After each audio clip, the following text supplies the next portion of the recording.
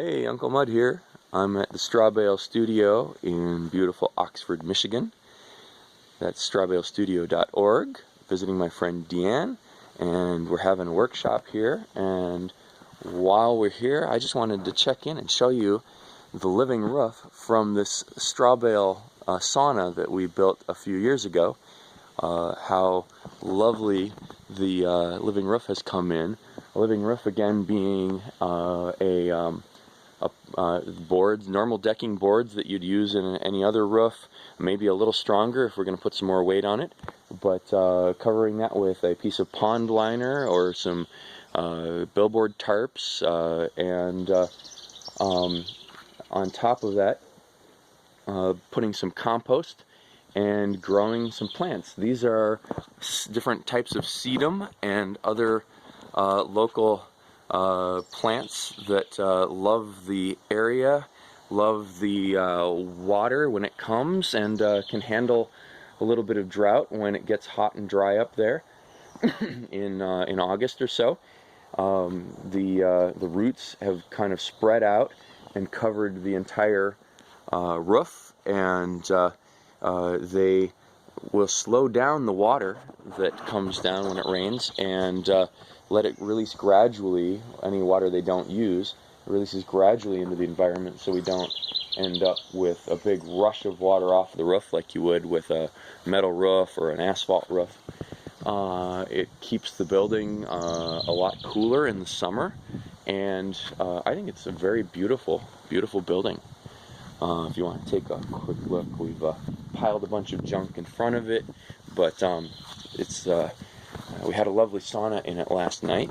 I wanted to show you this carved door and the sculpted walls, and these rough milled 2x that we used for the rafters that we got from a local mill. There's our Bale studio in the background there. There's the building we've been working on this last week. Let me show you a little more on our Bale sauna. I love how these little plants just kind of crawl all over and give us a lovely aspect, lovely feeling. Now you see we used live edge boards on the fascia, and that those are put on with screws, like timber lock screws, so that we can replace them when they start to rot, because they are a bit sacrificial. This is a fairly exposed, vulnerable place in the design. The rubber membrane coming up and being folded over to come behind the fascia. It actually comes up a little to give us a little gutter along the edge of the roof to send the water off, to not drip all the way along here, but to send it more along to the edge where we can maybe catch it or put it into a rain garden.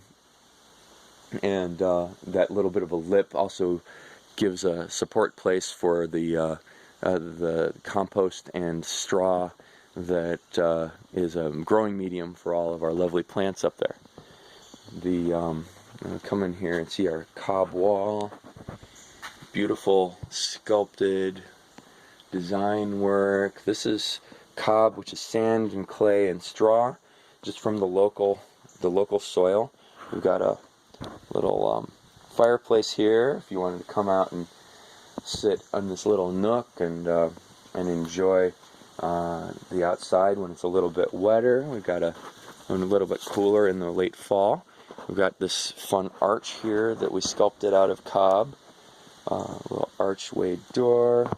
You come through, come back to our other side of our sauna. Just want to show you some of these fun details.